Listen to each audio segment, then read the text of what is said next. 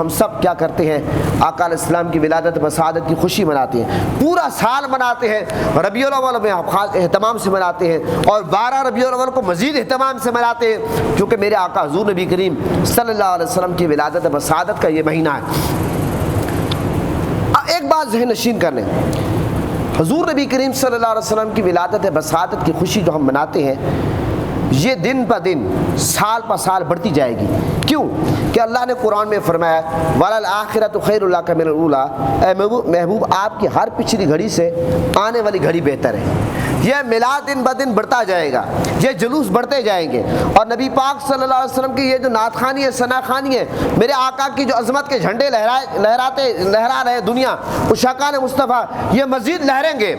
اور اس دفعہ تو گورنمنٹ نے خاص طور پر یہ اہتمام کیا، میں گورنمنٹ کو مبارکباد پیش کرتا ہوں۔ گورنمنٹ کا یہ اچھا اقدام ہے، گورنمنٹ نے تمام مساجد میں حکم دیا، بلکہ تمام مسالک کے مساجد میں، کہ آپ لیٹنگ کریں، مساجد میں لیٹنگ کریں، اور یہاں تک کہہ دیا کہ سٹال لگائے تاکہ بچے جو ہیں وہ جھنڈے لیں، اور بچے جو ہیں تاکہ سب لوگ خوشی مل کر منائیں۔ یہ گورنمنٹ نے خاص طور پر اس دفعہ حکم دیا ہے، میں سمجھتا ہوں گورنمنٹ کی طرف سے اچھا اقدام ہے۔ اب حضور نبی کریم صلی اللہ علیہ وسلم کی ولادت بسعادت کی خوشی جو ہم مناتے ہیں، بعض لوگوں کے دماغ میں چند سوال آتے ہیں۔ بعض لوگوں کے دماغ میں یہ سوال آتا ہے کہ آقا علیہ السلام کی ولادت بسعادت کی خوشی منانا شرک ہے، یہ خیال آتا ہے۔ حالانکہ وہ جو سوال کرنے والے ہیں، اگر وہ ٹھنڈے دماغ سے سوال کریں، سوچیں، میلاد جو یہ شرک کا توڑ ہے۔ کیوں؟ کہ ہم سب کا یہ عقیدہ ہے کہ اللہ تعالیٰ پیدا ہونے سے پاک ہے، نبی پاک صلی اللہ علیہ وسلم کی ولادت کا دن مناتے ہیں، تو اس کا مطلب یہ ہے کہ جب ہم حضور کی ولادت کی خوشی مناتے ہیں تو ہم یہ دنیا کو بتاتے ہیں کہ میرے آقا اللہ نہیں ہے، اللہ کے محبوب ہیں۔ اب یہ بات میری سمجھے؟ ایک اعتراض یہ کیا جاتا ہے۔ دوسرا اعتراض یہ کیا جاتا ہے کہ جب ہم آقا علیہ السلام کی ولادت بسعادت کی خوشی مناتے ہیں، سوال یہ اٹھایا جاتا ہے کہ 12 ربیع الاول کو آپ خوشی کیوں کرتے ہیں؟ حالانکہ 12 ربیع الاول کو آقا علیہ السلام کا وصال ہوا۔ میں عرض کروں گا، پہلی بات یہ ہے کہ بہت سارے محققین، علماء، مفسرین، محدثین، اور اگر آپ حساب کریں آقا علیہ السلام کے وصال کا، تو 12 ربیع الاول جو ہے میرے آقا کے وصال کا دن نہیں بنتا۔ میرے آقا کا وصال کا جو دن بنتا ہے وہ 2 ربیع الاول بنتا ہے۔ یہ علامہ اشرف علی تھانوی صاحب، ان نے اپنی کتاب نشر و طیب میں بھی لکھا ہے۔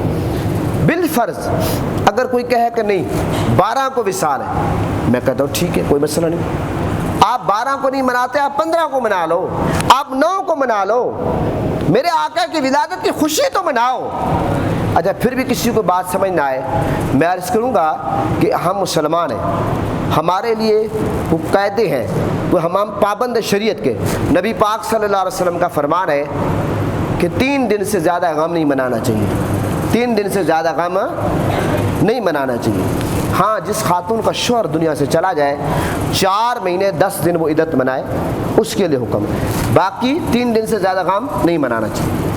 پھر بھی اگر یہ بات کسی کے سمجھ میں نہ آئے، حالانکہ وہی لوگ جب محرم میں حضرت امام حسین کی یاد میں ہم آنسو بہاتے ہیں، تو وہ کہتے ہیں آپ غم کیوں کرتے ہو؟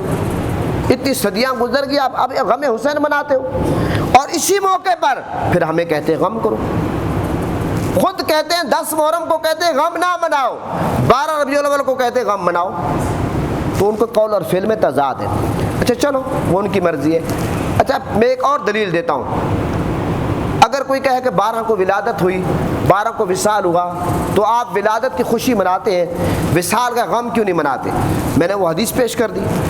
ایک اور حدیث پیش کرتا ہوں، حضرت آدم علیہ السلام کا وصال جمعے کے دن ہوا، اور حضرت آدم علیہ السلام پیدا بھی جمعے کے دن ہوئے۔ اچھا پھر تو ہمیں ہر جمعے کو غم منانا چاہیے، کوئی مناتا ہے؟ نہیں مناتا۔ اور جمعے کے بارے میں حدیث ہے کہ جمعہ مسلمانوں کے لیے عید کا دن ہے، جمعہ مسلمانوں کے لیے عید کا دن ہے۔ تو محترم حضرات، امید ہے کہ یہ بات آپ کو سمجھ آ گئی ہوگی کہ آقا علیہ السلام کی ولادت بسعادت کی جو ہم خوشی مناتے ہیں، اسلام میں خوشی منانے کی اجازت ہے، غم منانے کی اجازت نہیں ہے۔ 3 دن سے زیادہ غم آپ نہیں منا سکتے۔ اچھا یہ جمعے والی جو حدیث ہے کہ جمعہ مسلمانوں کے لیے عید کا دن ہے، اس سے ایک اور بات میں ثابت کرتا ہوں. جب ہم کہتے ہیں عید میلاد النبی، بہت سارے لوگوں کے دماغ میں یہ سوال اٹھتا ہے کہ اسلام میں تو 2 عیدیں ہیں، عید الفطر، عید الاضحیٰ، یہ تیسری عید کہاں سے آ گئی عید میلاد النبی صلی اللہ علیہ وسلم؟ میں عرض کروں گا کہ حضور کی حدیث ہے کہ جمعہ مسلمانوں کے لیے عید کا دن ہے، تو سال میں کتنے جمعے آتے ہیں؟ کم از کم 48 جمعے تو آتے ہیں. تو پھر آپ 2 عیدیں وہ کر لو، عید الفطر، عید الاضحیٰ، 50 ہو گئے، اور ایک عید میلاد النبی کر لو، 51 عیدیں ہوں گی. تو پھر آپ کے 2 عیدوں والی بات تو ختم ہو گئی. لیکن جو میرا عقیدہ ہے، جو آپ کا عقیدہ ہے، وہ یہ ہے کہ باقی جو 50 عیدیں ہیں وہ عید میلاد النبی کے صدقے ملی ہیں. یہ بات میری آپ سمجھیں.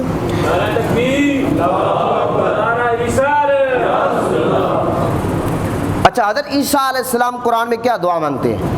اللہم ربنا انزل علینا مائدۃ من السماء تکون لنا عیدا لاولنا وآخرنا وآیۃ منک وارزقنا وانت خیر الرازقین. اچھا، جب دسترخوان نازل ہوا، عیسیٰ علیہ السلام کہتے ہیں کہ یا اللہ وہ ہمارے اگلوں اور پچھلوں کے لیے عید کا دن بن جائے.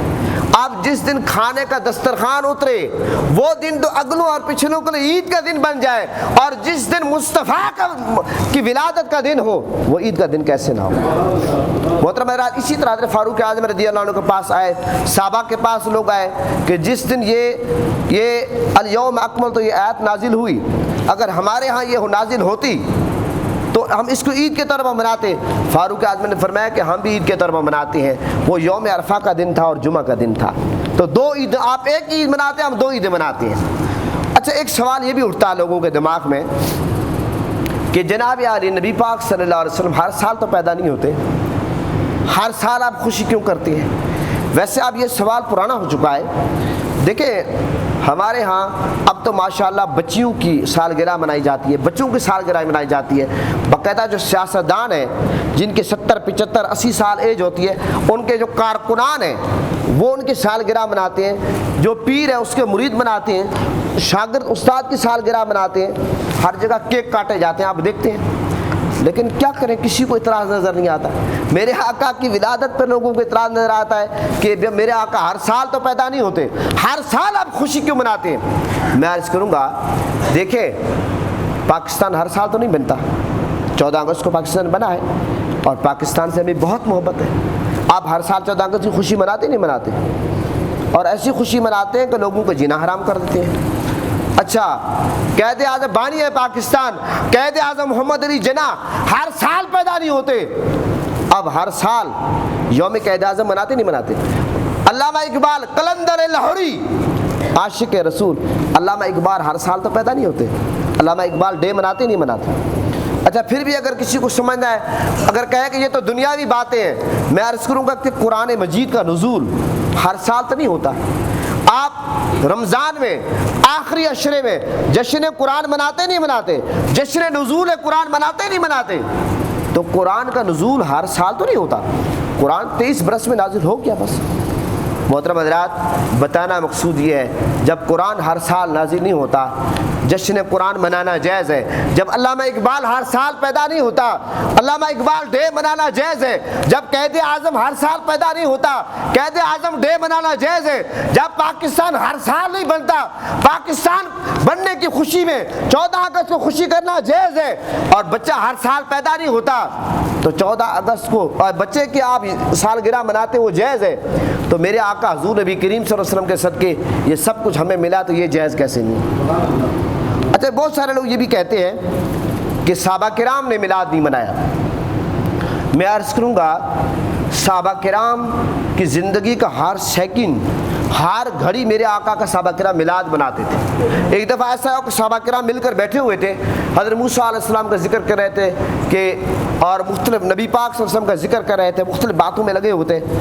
تو میرے آقا حضور نبی کریم صلی اللہ علیہ وسلم جب تشریف لائے، میرے آقا نے فرمایا سن لو، موسیٰ کلیم اللہ ہے، میں حبیب اللہ ہوں، اللہ کا حبیب ہوں. تو صحابہ کرام، میں نے پہلے بتایا کہ میلاد کیا ہے. لوگ یہ سمجھتے ہیں کہ میلاد کوئی اور چیز ہے. جناب عالی ہمارے نزدیک، علماء کے نزدیک، علماء اہل سنت کے نزدیک میلاد اس چیز کا نام ہے کہ آپ قرآن پاک کی تلاوت کریں، آپ نعت شریف پڑھیں، 2 شعر پڑھ لیں نعت کے، آپ ایک حدیث بیان کر دیں، میرے آقا کی شان بیان کر دیں، میرے آقا کی زلفوں کا ذکر کریں، میرے آقا کے چہرہ اقدس کا ذکر کریں جو اللہ نے قرآن میں کیا، آپ میرے آقا کی گلیوں کا ذکر کریں، میرے آقا کے شہر جس میں میرے آقا پیدا ہوئے مکے کا ذکر کریں، آپ خانہ کعبہ کا ذکر کریں، آپ مدینہ پاک کا ذکر کریں، میرے آقا کے ہجرت کا ذکر کریں، میرے آقا کے صحابہ کا ذکر کریں، اسی کو میلاد کہتے ہیں۔ بعد میں کھڑے ہو کر صلاۃ و سلام پڑھیں، اور حسب توفیق جو آپ خرچ کر سکتے ہیں آپ لنگر خرچ کریں، اسی کو میلاد کہتے ہیں۔ تو صحابہ کرام نے بھی میلاد منایا۔ ہاں اگر لوگ یہ کہیں کہ جس طرح آج کل میلاد منایا جاتا ہے اس طریقے سے صحابہ کرام نہیں مناتے تھے، بھائی بات یہ ہے کہ اس طریقے سے تو بہت سارے کام نہیں ہوتے تھے۔ میرے آقا خطاب فرماتے تھے، پانی ٹپکتا تھا جب بارش ہوتی تھی، میرے آقا کے ریش مبارک سے پانی کے قطرے ٹپکتے تھے۔ آج ہم کہاں بیٹھے ہیں؟ کیا مسجد نبی صلی اللہ علیہ وسلم آقا علیہ السلام کے دور میں ایسی تھی؟ اے سی لگے ہوئے تھے، پنکھے چل رہے تھے، لائٹیں چل رہی تھی، فانوس لگے ہوئے تھے۔ پھر یہ جو آج آپ حج پہ جاتے ہیں، عمرے پہ جاتے ہیں جہاز کے ذریعے، اچھا پھر یہ دیکھیں میلاد النبی کا جلسہ آپ نہیں کرتے، سیرت نبی کا کرتے ہیں، اپنے مدارس کے جلسے مناتے ہیں، بخاری شریف کا آپ ختم کرتے ہیں، تو یہ سارے کیا صحابہ کرام کے دور میں ہوتے تھے؟ میٹھا میٹھا حبب کڑوا کڑوا تھو تھو، خدا کے بندو امت کو کس طرف لے کے جا رہے ہو؟ ایک ایسا نبی پاک صلی اللہ علیہ وسلم کی ذات ہے جس پر پوری امت متحد ہو سکتی ہے، بجائے متحد کے ہونے کے آپ امت کو توڑ رہے ہیں، مزید اختلاف میں ڈال رہے ہیں۔ نبی پاک صلی اللہ علیہ وسلم سے آپ امت کا رشتہ کمزور کر رہے ہیں۔ اور صحابہ کرام نے باقاعدہ جلوس نکالا جب میرے آقا نے ہجرت فرمائی مکہ سے مدینہ پاک، صحابہ کرام نے میرے آقا کا استقبال کیا جلوس کی صورت میں۔ یہاں تک مسلم شریف کی حدیث ہے کہ بچیوں نے میرے آقا کا استقبال کر کے طلع البدر علینا یہ پڑھا، اور میرے آقا صحابہ کرام نے اپنے دستاریں اتار کے جھنڈے بنا لے لہرائے، اور یہاں تک بچے خواتین گھروں کے چھتوں پہ چڑھ گئے، میرے آقا کا استقبال کیا۔ تو یہی جلوس ہے۔ آج اگر کوئی کہے کہ میلاد اس چیز کا نام ہے کہ ہم نماز قضا کر دیں، جناب میلاد اس چیز کا نام نہیں ہے۔ آج اگر کوئی کہے میلاد اس چیز کا نام ہے کہ آپ ساری رات اتنی اونچی آواز میں لاؤڈ اسپیکر چلائیں تو لوگ ڈسٹرب ہو، میلاد اس چیز کا نام نہیں ہے۔ آج اگر کوئی کہے کہ ساری رات میلاد ہو، فجر کی نماز قضا ہو جائے، اس کو میلاد نہیں کہتے۔ آج اگر آپ کہیں کہ آپ جلوس نکالتے ہیں، گملے توڑ دیں، درختوں کو نقصان دیں، سرکاری املاک کو نقصان دیں، اس چیز کا میلاد نام ہے، اس چیز کا میلاد نام نہیں ہے۔ ہمارے نزدیک میلاد اس چیز کا نام ہے کہ آپ شریعت کی پاسداری کریں، نماز قضا نہ کریں۔ تو محترم حضرات، میلاد نبی پاک صلی اللہ علیہ وسلم کی عظمت کا نام ہے، میرے آقا کی شان کا نام ہے، میلاد مناؤ۔ میں آپ کو بتا دوں، آخری بات میری یہ ہے کہ میلاد ہر گھر میں ہونا چاہیے۔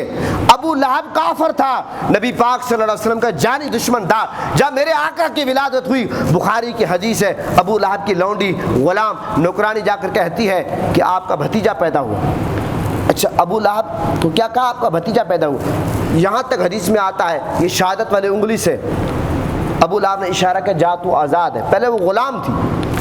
اچھا اس کے بعد ابو لہب میرے آقا کا جانی دشمن بن گیا۔ ابو لہب کی بیوی کے مذمت میں پوری قرآن کی سورت نازل ہوئی، تبت یدا ابی لہب وتب نازل ہوئی۔